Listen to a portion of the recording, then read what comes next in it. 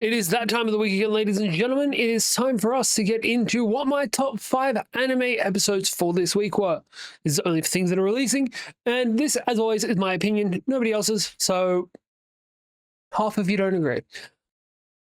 First up, straight off the bat, we have Oshinoko. Oshinoko this week was about, I can never remember the redhead's name. She got caught coming out of her producer's house in the middle of the night, and that is a bit of a no-go for idols and actresses, especially young ones, in Japan. Actually, you're going to get media about it no matter where you are, but especially in idol culture in Japan. You can't be seen having inappropriate relations with anyone, let alone your manager. And that was only the first couple of minutes of this episode.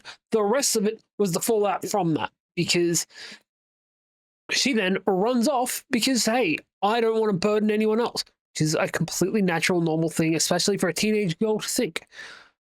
And, of course, everyone goes looking for her, including Aqua. And Aqua and her are still not on great terms, especially considering he slapped her the last time they interacted with each other. Mind you, he was also in a traumatic fugue state at the time, so kind of should give him a little bit of a buffer on that, but still not okay. He ends up finding her and realizes, hey, I shouldn't be the one to help her. She needs to help herself through this. Mostly because she basically starts laughing and saying the same thing after she thinks to herself, Aqua, come save me. And then, no, why the hell am I thinking this? I'm a strong, independent, I want to say 17-year-old girl. I don't need no man. It's drama. It's teens. I love it because I love me some teen drama. Great. Next up, we have Hell's Paradise, which, Jesus Christ, these guys get some crap going. This week, we got to see 2 fights with 2 of the flower people, whose names are escaping me at the moment. The god beings from this island. The first one was a great flip because they made it seem that it was going to be a, hey, he's on our side. We're going to bring his brother into our side, and then we'll kill all of the humans. And it's just these 2 that we have to keep alive. No, adaptability doesn't mean that we're going to just let everything happen to us. Adaptability means we're going to do whatever we can to survive. And you know what helps you survive? Your people.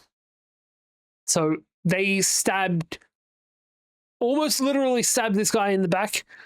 And it turns out that the 2 of them working together is so much better than just Blondie doing his own thing, because they fight like one person because they are so used to surviving together. And I love that as an idea. The other side of it, where our 2 people that can't see Tao. Can't see it, can't interact with it, got no clue about it. One of them because he's too thick-headed about it. He's just, I'm old, I'm not going to understand this, so I'm just going to fight people with my sword. He ends up being able to see Tao because, hey, I can't see things. I can see this when I can't see it. So I've got blurred vision with one eye because I've got blood streaming down my face. I'm just going to gouge out the other eye and be able to see it perfectly fine, which is metal as hell. And the other guy is basically just trying to zip around and fight to the best of their ability. But these fights are not meant to be easy fights. They're not meant to be a good fight for the people. But it's so good to watch. Up in our number 3 slot, we have, I can never remember the name of this, playing death games, put food on the table. I always just have it down as the maid anime because the first episode they were all maids. But this is the end of the bathhouse arc. It's a weird thing to say. We had the antagonistic girl from the previous arc coming back and absolutely wrecking house, really. But they end up getting into a death struggle inside one of the baths and basically trying to stab and or drown each other. And it keeps on flashing forward like it's, hey, she's now fighting the next person, who apparently we have androids in this world, or cyborgs. I never remember which one's which. Part person, part robot. because this other girl, tiny little thing, can throw around the main character like she weighs nothing. And it's because she's part cyborg, which is also explains why you never see her near the baths. Which I'd hope that if we're going to make robot people, they'd be waterproof, but apparently not.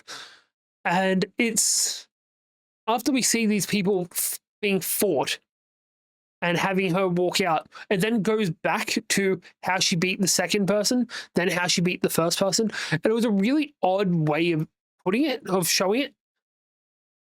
But I did like it was basically her going back through what had happened. Because when you're remembering back, you literally pace backwards through your memory, and that's how it goes. And it was thinking about it in retrospect, it's really cool. At the time, this show has some great psychological horror aspects to it. It has some great just like high intensity action as well. I can't wait to see how this one ends. But in our number 2 slot, we are going to just pure action. We have Sentenced to be a Hero, which we had what was meant to be a shopping episode this week. But even the shopping episodes in this show are absolutely dope. We got introduced to another hero who is a Dragoon.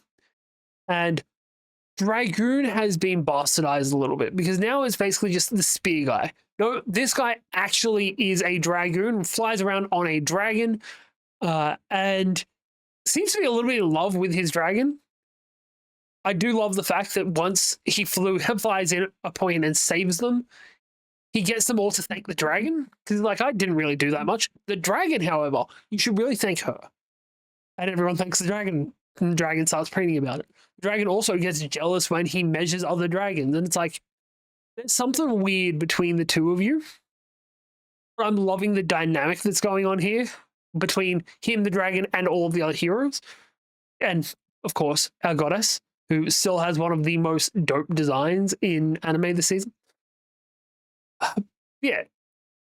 We basically had to watch people fighting off assassins because people are going to be douches and try and hunt down the hero. We got to find his ex-fiance or his fiance, depending on which one of them you ask, because he thinks they're separated because he's a hero now. He can't marry.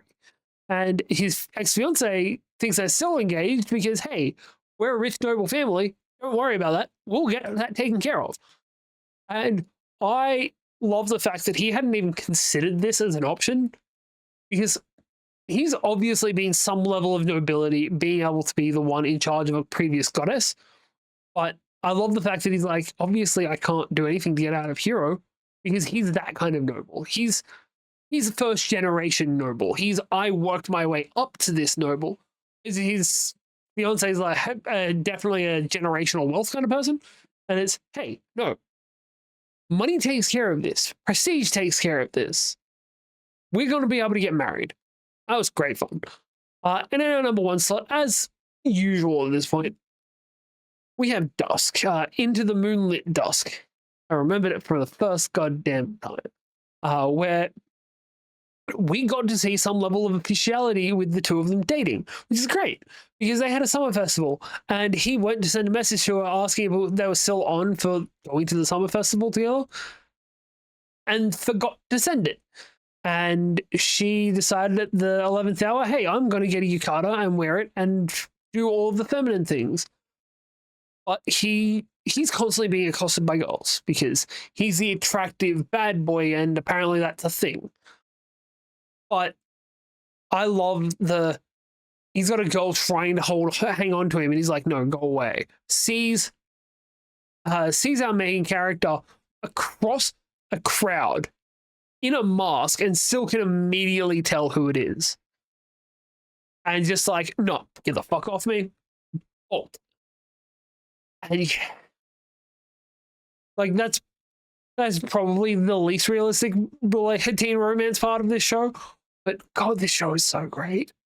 It's dealing so well with ideas of like jealousy and There are so many times where people have been like, hey, we're not going to really date. We're just going to pretend to date, or we're going to trial date. That's such a weird little thing that only really happens when you're a teen. And this show needs to be studied by anyone that wants to write teen romance. But that's going to do it for this week. Let us know which one was your favorite this week. And also, if you disagree with any of these, tell me I'm an idiot down in the comments. Oh, while you're there, don't forget to subscribe.